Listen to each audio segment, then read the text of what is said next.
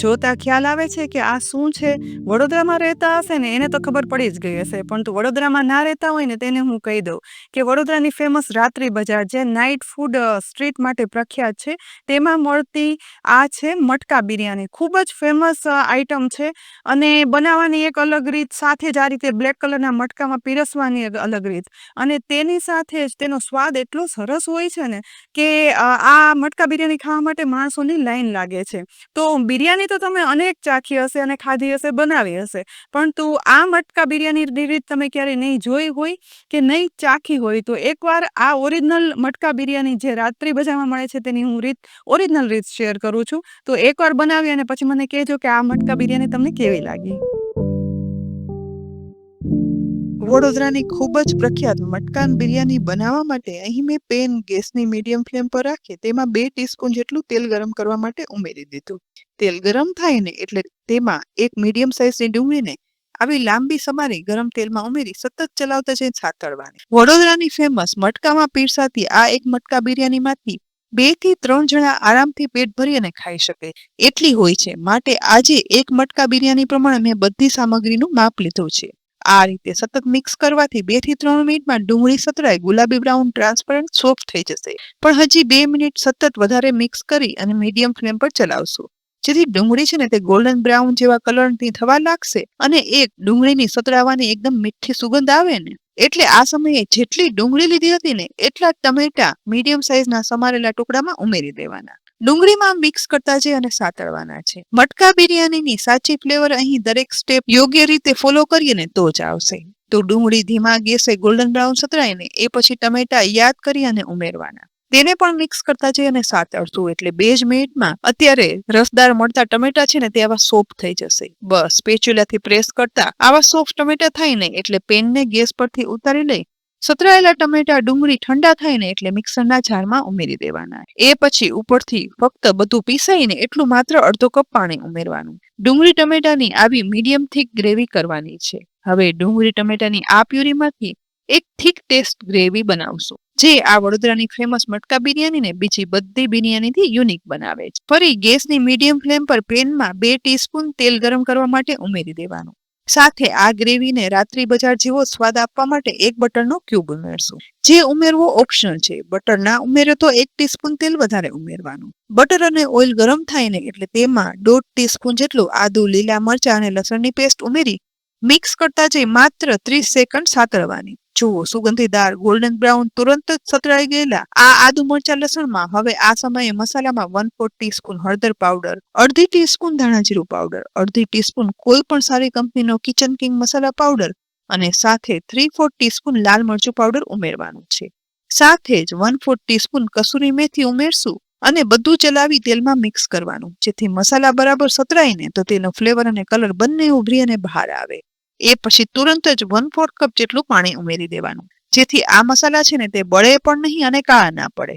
બસ flavourful આ વઘારમાં પાણી mix કર્યા પછી બનાવેલી ડુંગળી ટમેટાની પ્યુરી બધી ઉમેરી દેવાની છે. સાથે જ 1 કપ પાણી જારમાં ઉમેરી તે વઘારેલી પ્યુરીમાં મિક્સ કરી દેવાનું. ગેસની ફ્લેમ લો રાખી આ રીતે સતત ગોળ ગોળ ચલાવતા જઈ ગ્રેવીને પાકવા દેવાની.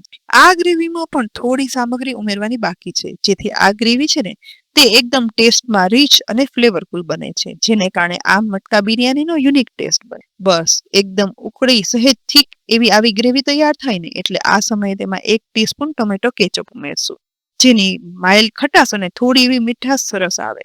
તેની સાથે જ અડધી ટીસ્પૂન કસૂરી મેથી હાથમાં મસળી અને ઉમેરવાની, જેથી ગ્રેવી છે ને તે ફ્લેવરફુલ બને. સાથે આ સમયે અડધી ટીસ્પૂન મીઠું પણ ઉમેરી બધું બરાબર એકદમ સરસ મિક્સ કરી અડધી મિનિટ માટે સાતળતા ગ્રેવી છે ને તે તુરંત જ ઘટ થઈ જશે.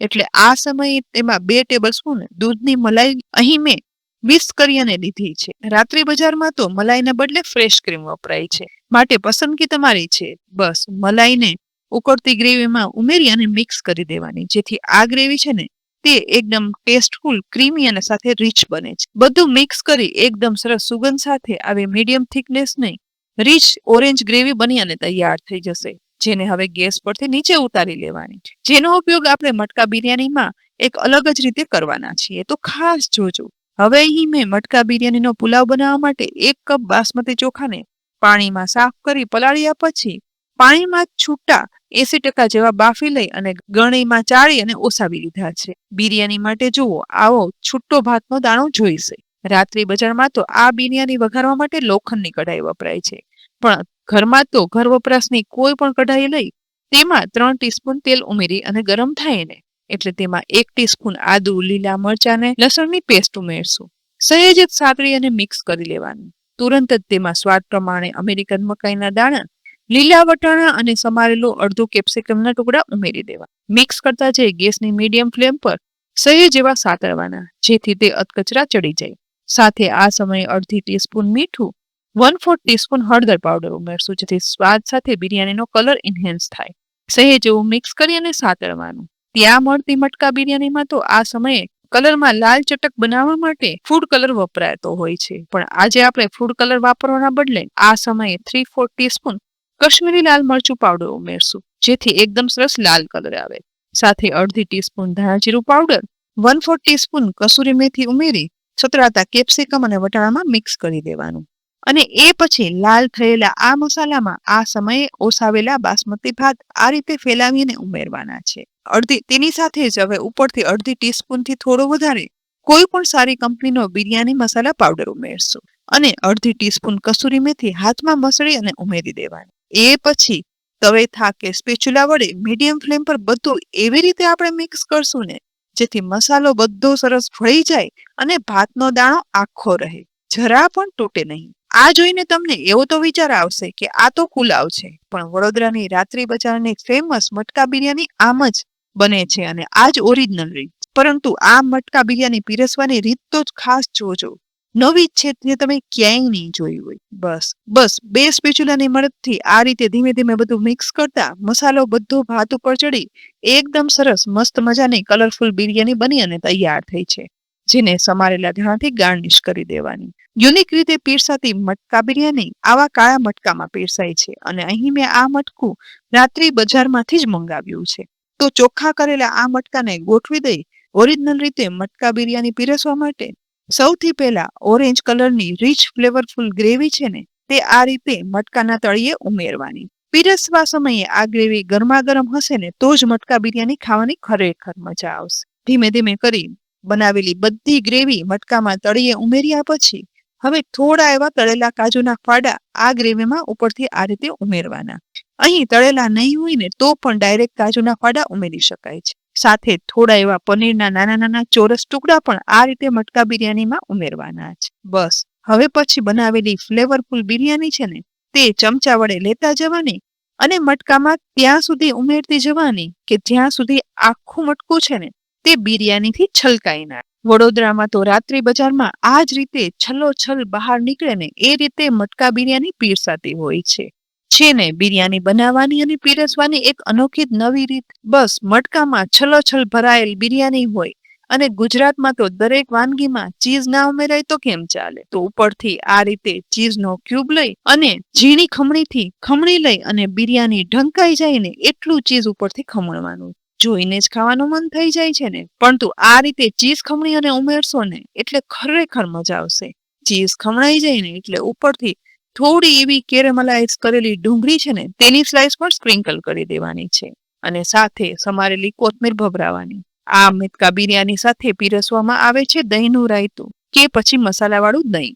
સાથે જ ડુંગળીની સ્લાઇસ પીરસી દેવાની અને લીંબુની ચિપ્સ પણ હોય છે જેથી તમારે વધારે ખટાશ હોય ને તો ઉપરથી લીંબુ ઉમેરી શકાય. અને સાથે હોય છે આવો શેકી અને રોલ વાળેલો અડદનો પાપડ. આવી મટકા બિરયાની એકવાર મળી જાય ને એટલે ખાવાનું મન તો કોનું રોકાશે. બસ જમવા માટે આ બિરયાનીને આ રીતે ડીશમાં આખી મટકી ઉલટાવી દેવાની અને બધી મટકા બિરયાની અને તેની સાથે ઉમેરેલી ગ્રેવી બહાર નીકળી મિક્સ કરી પનીર કાજુના ટુકડા સાથે તમે ખાવ ને એટલે એક મટકામાંથી 3 થી 4 વ્યક્તિ તો આરામથી પેટ ભરી અને ખાઈ શકશે અને સ્વાદમાં ફ્લેવરમાં તો કહેવું શું એટલી સરસ. તો ફ્રેન્ડ્સ એકદમ નવી યુનિક અને વડોદરાની રાત્રિ બજારની ફેમસ મટકા બિરયાનીની મેં તમને ઓરિજિનલ રીત બતાવી. આ રીતે જરૂરથી એકવાર ટ્રાય કરજો અને પછી કહેજો કે રેસિપી સરસ જ લાગવાની છે. તો આવી અનેક યુનિક રેસિપી જોવા માટે કિચન સિરીઝ યુટ્યુબ ચેનલને જરૂરથી સબસ્ક્રાઇબ કરી લેજો અને સાથે જ અમારા ફેસબુક પેજ અને ઇન્સ્ટાગ્રામ પેજને પણ ફોલો કરી લેજો, જેથી આવી અનેક યુનિક રેસીપીના અપડેટ્સ તમને તુરંત જ મળે. આવતીકાલે ફરી મળશું એક નવી રેસીપી સાથે.